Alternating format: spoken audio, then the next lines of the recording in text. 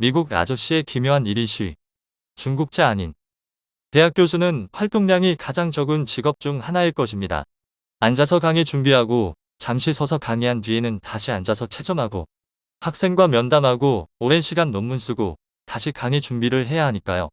테니스와 달리기 등으로 틈틈이 건강관리를 하는 동료 교수들도 있지만 저는 심각한 허리 통증이 찾아온 뒤에야 쫓기듯 운동을 시작했습니다.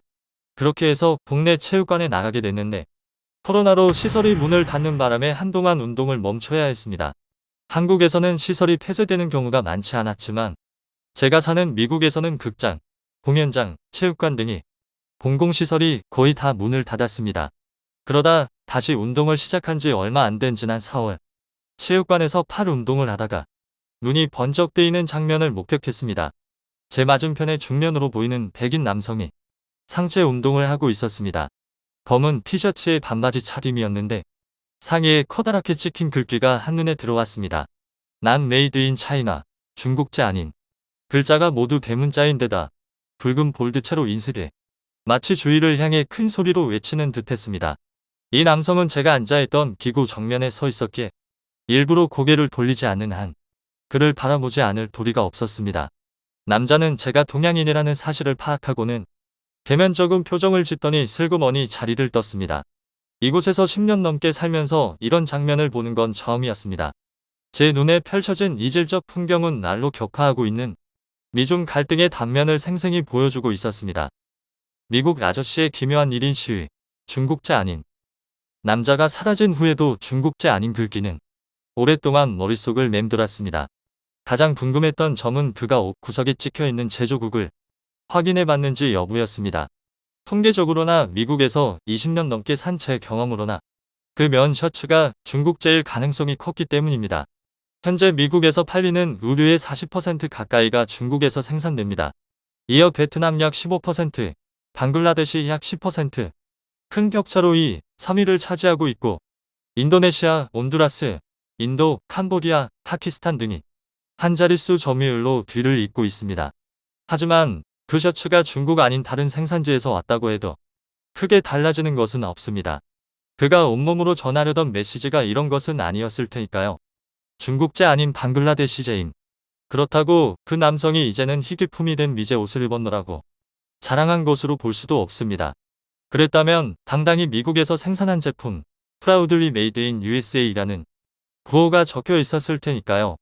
결국 그가 전하려던 메시지는 이 몸만은 중국제가 아니다라는 항의였습니다. 미국인들이 매일 입고 쓰는 생활용품 대다수가 중국제인 현실에서 중국의 경제적, 기술적 부상에 대한 불안감이 코로나 이후 폭발적으로 증가한 인종적 반감의 형태로 드러난 것이지요. 하지만 왜 그 아저씨는 별로 어울리지도 않는 장소에서 소심한 1인 시위를 벌이고 있던 것일까요? 제가 살고 있는 곳은 오데오 인근에 자리한 미 동부의 도시입니다.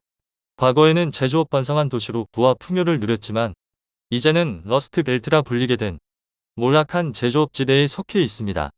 80년대 들어 미국 전역의 공장들이 본격적으로 해외로 이전하거나 폐업하기 시작했고 미국에서 생산되던 물건은 처음에는 일본과 한국에서 만들어지다가 이후 중국, 베트남, 인도 등으로 넘어갔습니다. 미국 제조업체들이 인건비를 삭감해 이윤을 높일 목적으로 생산지를 바꿔온 것이지요. 앞의 남성은 제조업으로 부흥했다가 몰락한 도시의 변화를 지켜보았을 것이고 주민 다수가 그랬듯 제조업에 종사하다 직장을 잃은 사람일 수도 있습니다. 저는 그의 좌절과 절망을 이해하고 공감합니다. 하지만 길 잃은 분노는 문제 해결에 아무런 도움이 되지 않습니다. 트럼프나 그 비슷한 지도자들을 낳는 토양의 거름만 제공하고 있을 뿐이죠. 코로나가 중국에서 시작됐으니 중국인의 분노하는 게 아니냐고 말할 분들이 있을지 모르겠습니다.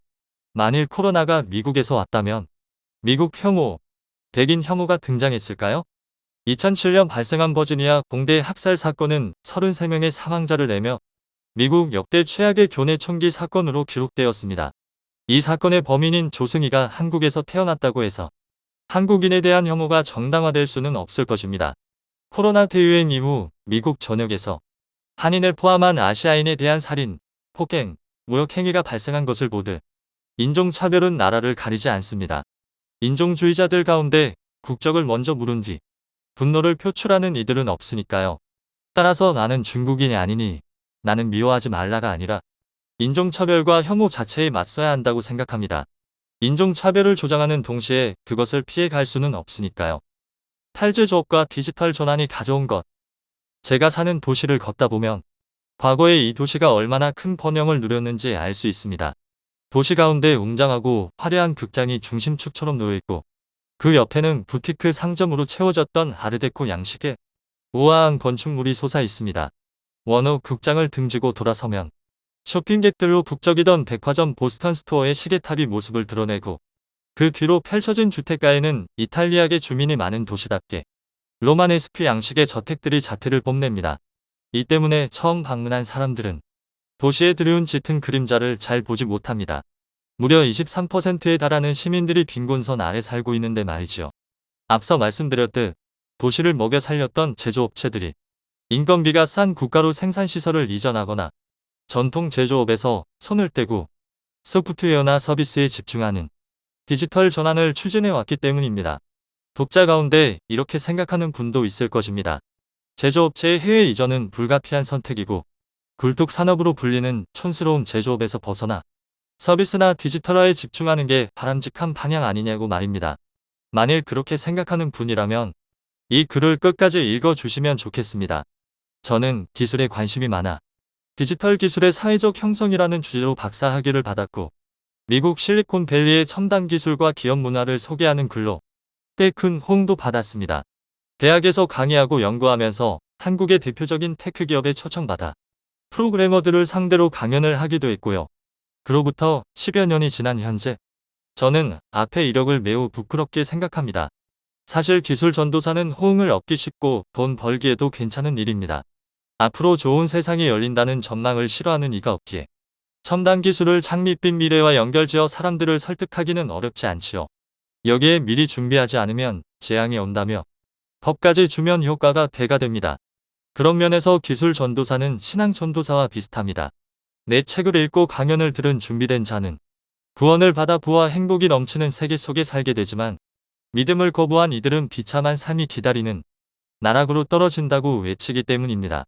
하지만 저는 전망들이 흔히 과장되거나 허술한 토대의 근거에 있을 뿐 아니라 특정 계급에 대한 이해관계를 숨긴 이데올로기로서 유포된다는 사실을 깨닫게 됐습니다. 곧 자율주행이 나올 텐데 택시 기사 일자리를 왜 보호하냐는 식의 주장처럼 말이죠. 기술은 혜택과 해악을 동시에 가져오지만 혜택이라고 해서 모두가 이익을 누리는 것도 아닙니다. 우리는 기술 수용을 경쟁의 관점에서 바라봅니다. 기술을 빨리 받아들인 사회가 혜택을 선점할 것으로 믿는 것이지요. 하지만 기술로 인한 부작용과 불평등을 가장 빨리 맞이하는 사회가 될 수도 있습니다. 제가 살고 있는 미국 도시처럼 말이죠. 이곳은 우버가 사업을 확장한 후 마지막 택시 회사가 문을 닫았습니다. 저는 한국에서 돌아올 때 뉴욕 공항에 내려 기차를 타는데 새벽 2시가 넘어야 목적지에 도착합니다. 기차역에서 저희 집까지는 어중간한 거리입니다. 차로 6에서 7분이면 도착할 수 있지만 걸으면 40분이 좋게 걸리기 때문이죠. 돈이 안 되는 짧은 거리를 새벽 2시에 운행하려는 우버 기사는 없기 때문에 저는 매번 걸어 다닙니다. 과거에는 도착 전에 택시 회사에 전화로 예약하고 역 문을 나서면 밖에 택시가 기다리고 있었습니다. 솔직히 이 택시 회사가 고객 감동을 안기는 업체는 아니었고 기사들도 무뚝뚝하거나 불친절한 경우가 많았습니다. 하지만 커다란 여행짐을 어깨에 맨 채 보행의 길을 걷는 것에 비교할 바는 아니었습니다. 게다가 불평등이 심각할수록 범죄율도 높기 때문에 제 도시에는 펜실베이니아 주 평균의 1.6배가 넘는 범죄가 발생합니다. 도시를 천천히 걸으며 새벽 공기를 음미하기 좋은 환경은 아니지요. 노동자들의 도시. 지역 총소득 1위의 울산. 2차 세계대전이 끝난 뒤 1970년대 후반까지 30여 년간 미국은 엄청난 제조업 중흥기를 맞았습니다. 이 시기에 1인당 총생산 평균소득, 생산성, 기술개발 투자 모두 가파르게 치솟았습니다. 지금은 믿기 어렵지만 일본은 미국의 탄탄한 제조업을 선망의 눈을 바라보았고 미국의 첨단 부품을 수입해서 조립하는 방식으로 산업을 일궈 갔습니다. 소니도 이렇게 사업을 시작했지요. 잘 알려져 있듯 미국의 막강한 제조업은 다른 나라에서 보기 어려울 만큼 두터운 중산층을 만들어 냈습니다. 중산층이 두터워진다는 것은 두 가지 면에서 중요한 의미를 갖습니다. 하나는 계층 이동의 수월함, 즉 부의 불평등이 감소하는 것을 의미합니다. 제조업이 높은 교육과 기술 수준을 갖춘 사람들과 그렇지 않은 사람들 모두를 고용할 수 있도록 여러 형태의 일자리를 만들어내는 데다 제조되는 상품과 관련한 여러 파생 산업도 창출합니다. 공장이 생기면 주위에 부품 공장이 들어서고 물류 설비와 서비스가 따라 들어오고 은행, 영업소와 식당 등도 생겨납니다. 이렇듯 제조업은 서비스업을 유인하지만 그 역은 잘 성립하지 않습니다. 은행, 영업소가 생겼다고 근처에 공장이 생겨나지는 않으니까요. 게다가 제조업은 대규모 인력을 필요로 하는 탓에 주변에 쉽게 공동체를 만들고 그로 인해 학교와 병원 등도 생겨나기 때문에 인근의 다른 공동체들도 덩달아 이익을 얻게 됩니다. 한국에서 1인당 지역 총소득이 가장 높은 도시가 어디일까요? 서울이 아닌 울산입니다. 통계청 자료에 따르면 울산은 2021년 기준 5,935만원으로 1위였고 서울은 5,421만원으로 2위였습니다. 다른 지역 평균보다 무려 1,800만원 이상 더 많습니다. 노동자의 도시가 해당 지역과 나라 전체에 어떤 혜택을 안기는지 알 수 있습니다. 울산은 1인당 개인소득에서도 2016년까지 부동의 1위를 차지하다가 그 뒤 서울 아래로 떨어졌습니다. 저는 울산의 개인소득 하락에서 한국 제조업 약화의 징후를 봅니다. 안타까운 일이지요. 임원 핑글턴은 제조업이 나라를 살린다는 책에서 미국 사례를 들며 제조업 탈피를 선진화로 착각해서는 안 된다고 경고합니다. 매스컴의 보도가 진실이라면 현재 세계를 번영으로 이끌어가는 것은 제조업이 아니고 컴퓨터, 소프트웨어나 오락, 금융이라는 정보 베이스 산업이며 이제 그러한 사실에 이의를 제기하는 사람이 없다는 것이 된다. 그동안 미국은 조금씩 제조업 분야에서 철수해가고 있다. 그로부터 25년이 지난 현재 제조업은 물론 첨단 기술에서도 중국에 밀려나 호동되는 미국의 모습을 보면 핑글턴의 경고를 무시한 대가가 어떤 것인지를 알 수 있습니다. 제조업 후퇴가 국가 경제의 몰락을 초래한다는 점은 마키노 노부부가 일본 산업에 대해 경고했던 것과 놀랄 만큼 닮았습니다. 그는 제조업은 영원하다에서 경제구조의 축이 제조업에서 서비스 산업으로 옮겨가는 것을 우려했고 그 결과는 잃어버린 30년으로 나타났습니다. 우리의 기회와 노동 혐오. 다행히 한국은 아직 기회가 있습니다. 하지만 우리는 미국이나 일본보다 심각한 문제 또한 안고 있습니다. 바로 노동 혐오입니다. 한국 사회가 육체노동을 철시하는 오랜 전통을 갖고 있는 데다가 언론이 사용자의 편에서 만들어낸 귀족노조 같은 모순 혁명적 조어가 여전히 힘을 발휘하고 있기 때문입니다. 삼성과 현대의 공장이 중국, 인도, 베트남으로 떠날 때 남의 일처럼 바라본 것은 노동이 나와 내 자식과 먼 일이라고 생각했기 때문은 아닌지요?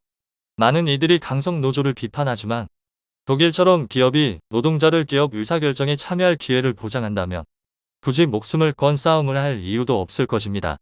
노조의 이기주의를 지적하는 분이 있다는 것도 알고 있습니다만 노동조합은 본래 노동자가 주체가 되어 노동 조건을 유지하거나 개선함으로써 자신들의 경제적 사회적 지위의 향상을 목적으로 조직한 단체입니다. 한국의 법률은 허용되는 파업의 범위를 엄격히 규제하고 있는데 근로조건의 유지 또는 향상을 주된 목적으로 하지 않는 정치, 사회 문제 등과 관련한 노조 파업은 노동법상의 쟁의행위가 아니라는 헌법재판소의 결정까지 나와 있고 한국의 공권력은 노조가 사회 문제에 개입하는 것을 엄격히 규제하고 처벌합니다. 노동조건의 향상 이외에 다른 사회 문제에 개입하지 못하도록 금지해놓고 이기주의를 비판하는 게 정당한 일일까요? 저는 노조 이기주의의 유령이 떠도는 원인이 14% 언저리의 낮은 노조 조직률에 있다고 생각합니다. 더 많은 노동자들이 노동조합에 가입하고 함께 연대한다면 더 나은 세상을 만들 수 있다고 믿습니다. 버락 오바마나 조 바이든 미국 대통령이 노동자들을 향해 더 잘 살고 싶다면 노조에 가입하라고 권하는 까닭도 여기에 있습니다. 그러기 위해서는 스스로가 노동자라는 사실을 인식해야 할 것 같습니다. 앞서 말씀드린 대로 저는 주로 앉아서 일하지만 매달 월급을 받지 않으면 생활이 불가능한 임금 노동자입니다.